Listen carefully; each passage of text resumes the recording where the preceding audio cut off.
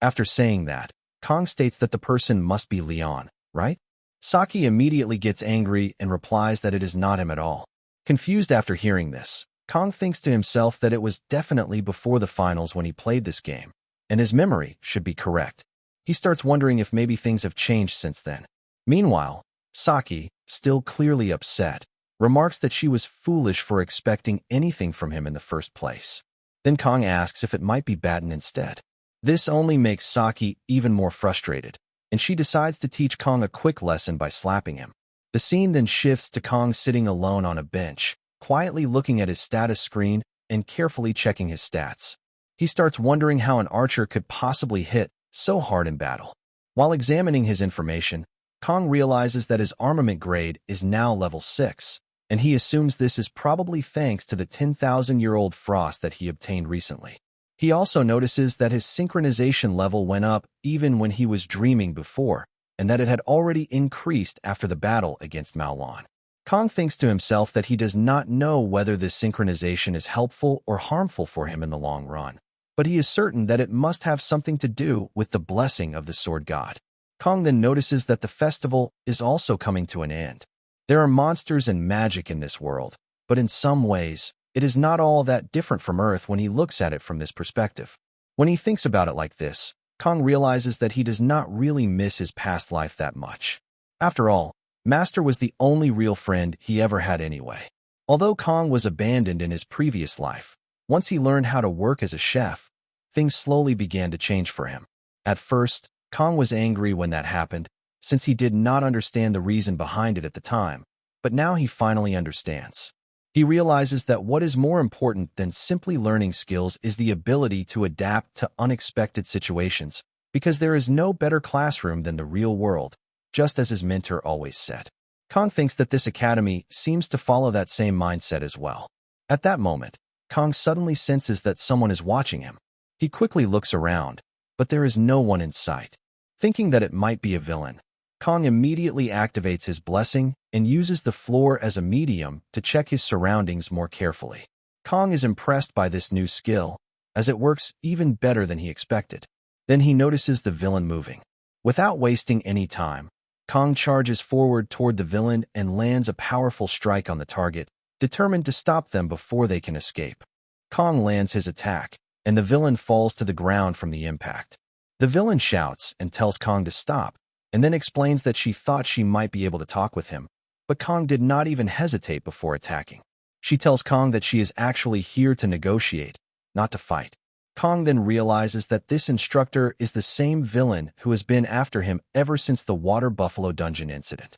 After that, the villain explains everything to Kong in detail. After listening to her explanation, Kong asks if the villain's name is Choi Seol, and then he also asks why Choi Seol has been using the name Instructor Kim until now. Seol replies that, just like she said earlier, it was all done in order to infiltrate the academy without raising suspicion. Kong seems to be getting angrier after hearing this explanation. Seol tells Kong to calm down and to listen carefully to what she is saying. Then Kong asks how many villains are currently hiding inside the academy. Seol replies that the villains change their appearances all the time, so she does not know the exact number either. Kong then thinks to himself that Seol is confessing everything she knows, even without him needing to ask further questions. Seol also says that some villains already know that Kong defeated Agor, even though the Sword Emperor tried to keep that information secret. However, Kong then asks why, if Agor is already gone, they are trying to frame Leon for it instead. Seol replies that she does not know the reason behind that decision. At that point, Kong moves to unsheath his sword.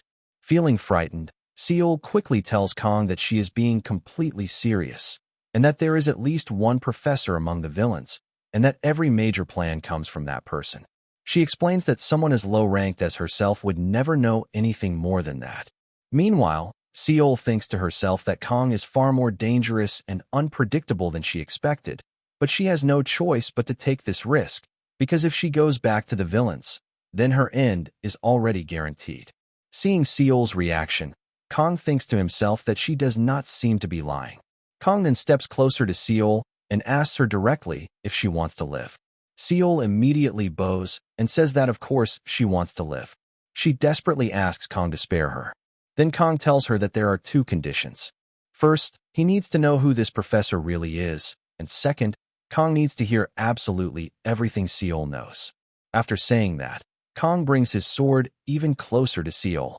Terrified, Seol tells Kong that the professor is a subordinate of the villain Kwon, and that is all she knows for sure. After hearing this, Kong thinks to himself that General Kwon is not the name he expected to hear at all. With Lee concealed, Kwon is now in charge and is somewhere inside the academy.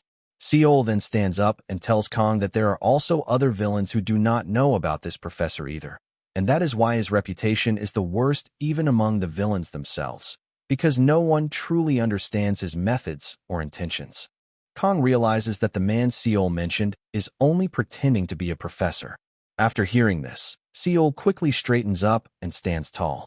Kong thinks to himself that Seol used to be Agor's subordinate, and it seems like she lost her position after Agor's defeat.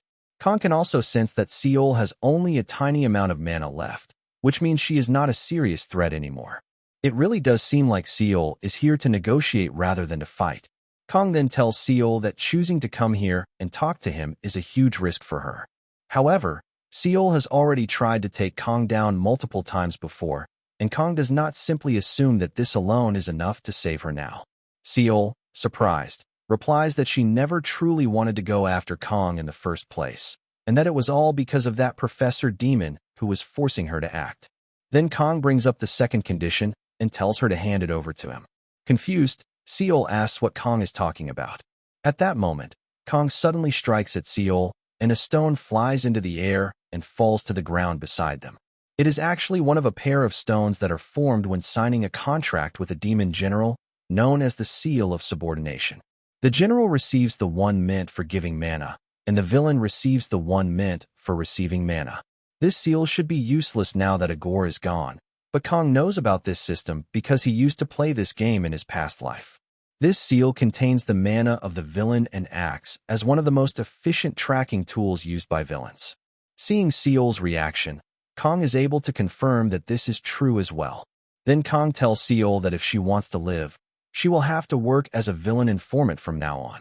Surprised by this demand, Seol still agrees to it without hesitation.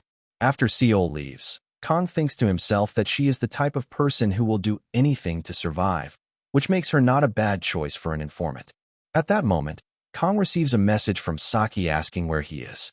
After reading it, Kong replies that he went to the bathroom for a moment. Then Kong asks what Saki wanted to talk about. Saki starts typing, clearly referring to what happened earlier, but then she deletes the message before sending it. Just then, the fireworks marking the end of the festival begin to light up the sky, and everyone around is happy and excited to see them. Then Saki messages Kong again and asks if he can see the fireworks. Kong replies that he cannot see them clearly from where he is standing. However, right after that, Kong also notices the fireworks lighting up the sky in the distance. Then Saki sends another message telling Kong to come back quickly, and she tells Kong to bring her ice cream as well, but Kong refuses. Kong thinks to himself that their last festival before the war against demons wasn't too bad.